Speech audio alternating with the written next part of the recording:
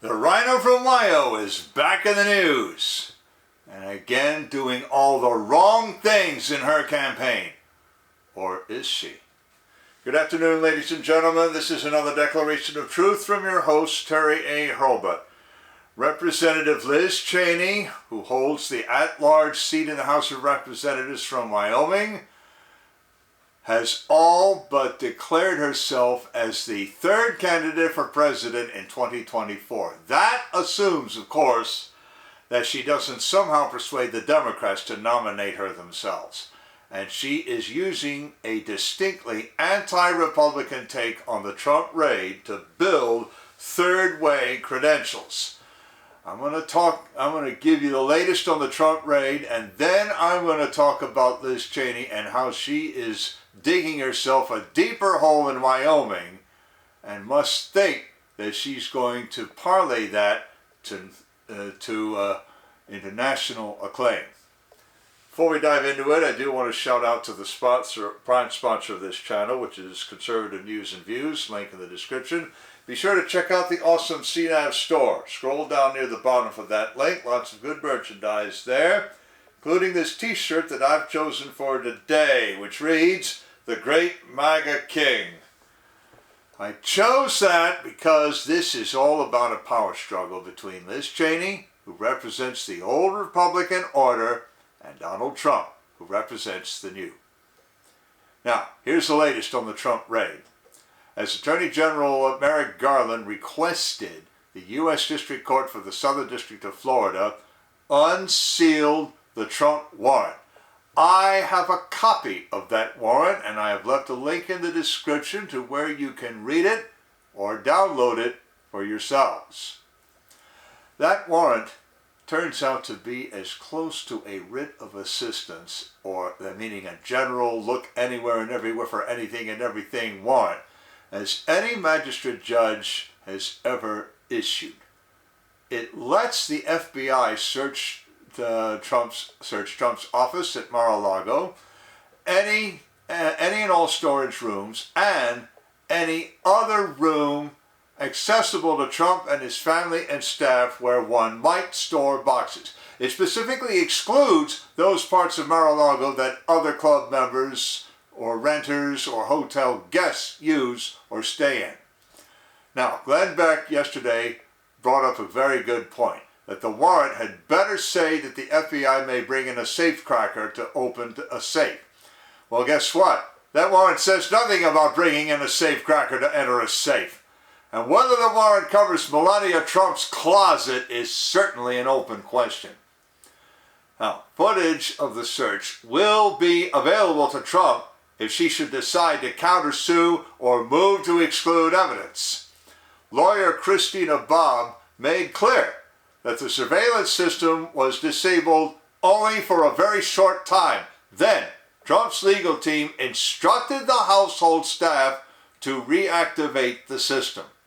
I have a link in the description to a tweet by Real America's Voice highlighting that statement. Bob said that Trump and his family could have watched the whole event on closed-circuit television from Trump's Trump Tower apartment in Manhattan. We don't really know that they did, only that they could have if they wanted to. Now, Fox News anchor Jesse Waters interviewed Lindsey Halligan, another Trump lawyer, who gave further details. Her statement echoes Trump's statements about events leading up to the raid, that they were cooperating, they put the lock on the door, the FBI broke the lock, the whole bit. And then Jesse Waters speculated on whether Trump, once he gets back into power, might order a similar raid and let people rifle through Jill Biden's closet or Hunter Biden's closet, though there Waters actually said agents might want to put gloves on. I've left a link in the description to a video carrying that interview, but I also want to say this. I don't expect Trump actually to lay on such an intrusive raid to use Jill or Hunter Biden as proxies to punish the American political left for what happened to his wife's closet. But I do expect him to lay blame where blame is due and punish those who deserve it. Now, at a minimum, that means reclassifying their jobs as Schedule F jobs and firing a lot of them. It might also mean some prison sentences, but that might apply only to the big fish. And I would urge him, as I have said before, to abolish the FBI. It might interest you to know that Governor Greg Abbott of Texas is already gearing up to poach the FBI of any of its agents who are thinking that when they enrolled in the FBI Academy at Quantico, Virginia, they didn't sign on to anything like the Trump raid. You can bet that Pinkertons, if Trump does abolish the FBI, will hire extra HR people to start vetting resumes.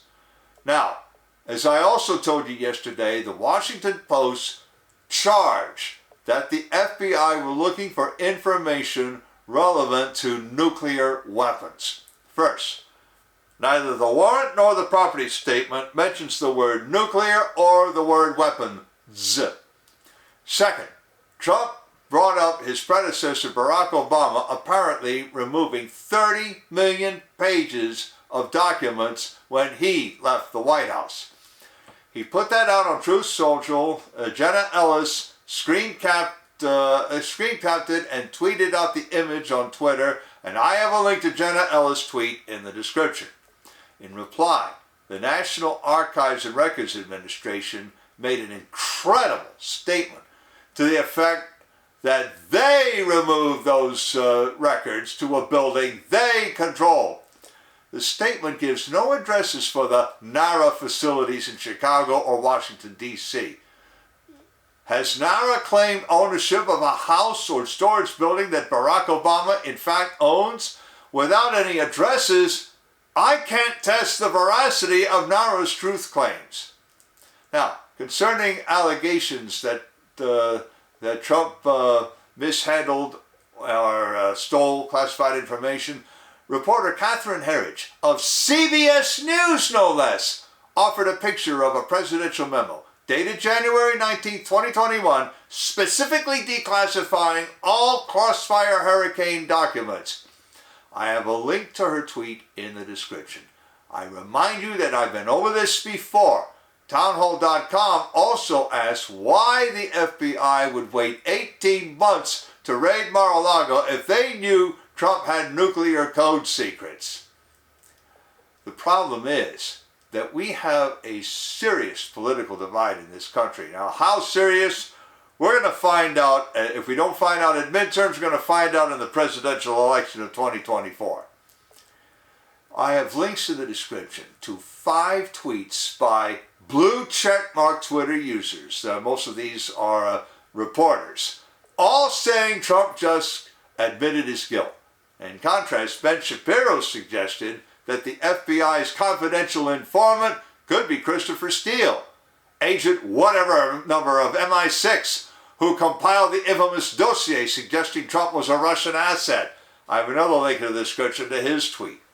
Now, we're going to talk about Liz Cheney's, where Liz Cheney fits in all this. But before I do, I want to shout out to a sponsor who really can help you through the economic storms to come. That sponsor is OurSilverLines.com.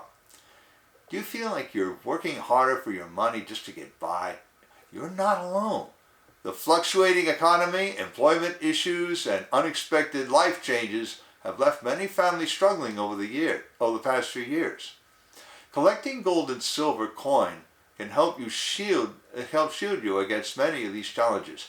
But if you're like me, many years ago, you don't know where or how to start.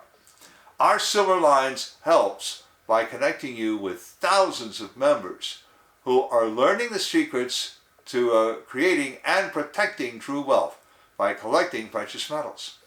Whether you just want to collect rare and unique coins or take advantage of the business opportunities that company provides, they can help you learn to live an exceptional life.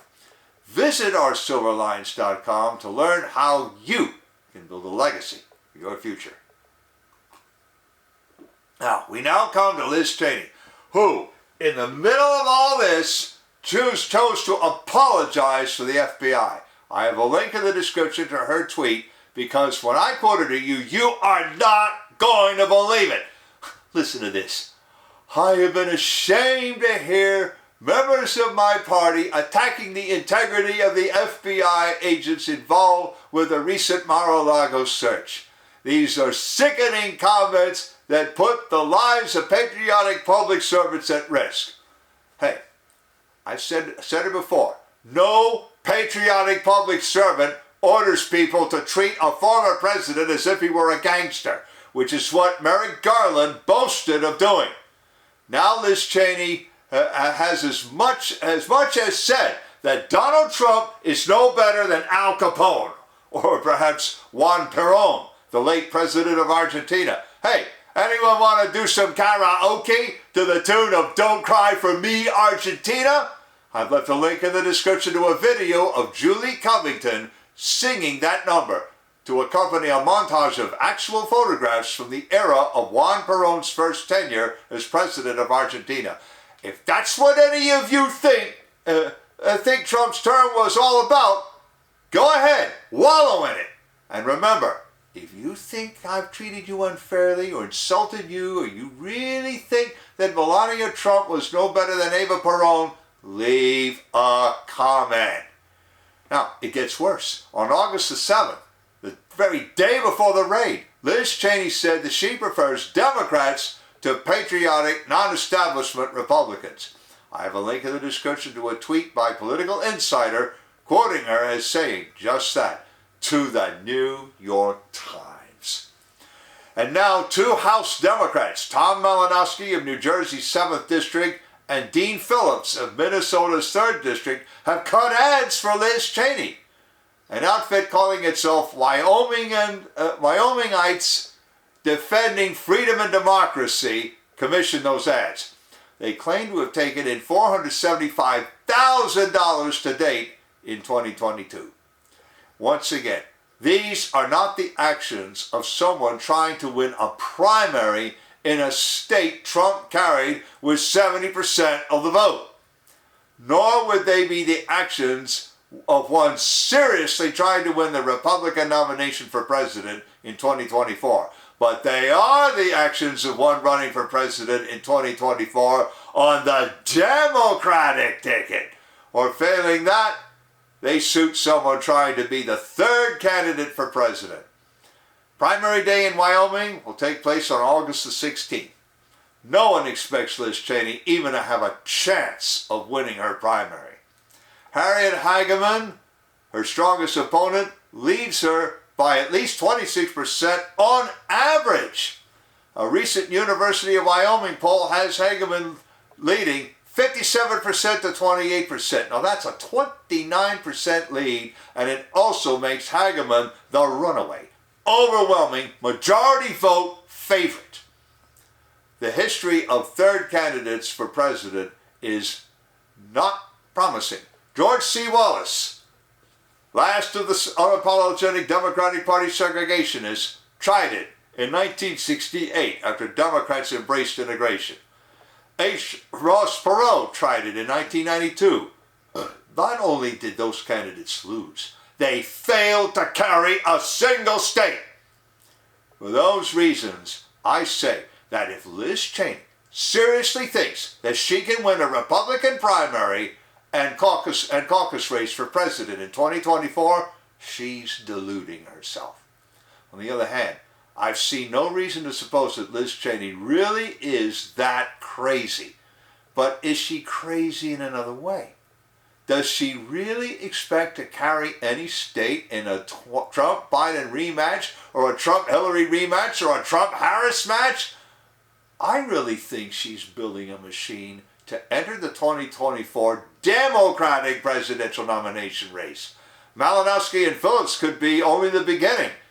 Midterms will shatter the far-left hold on government, so Liz Cheney might be trying to repeat the victories of Carter in 1976 and Clinton in 1992. But will America have any truck with moderate politics anymore? No. The mushy middle could never hold once the debate between freedom and slavery became stark. An ideological war is raging between those who want to be free and those who want other people to be slaves. Liz Cheney has already chosen the slavery side by waging war against the only true champion of freedom.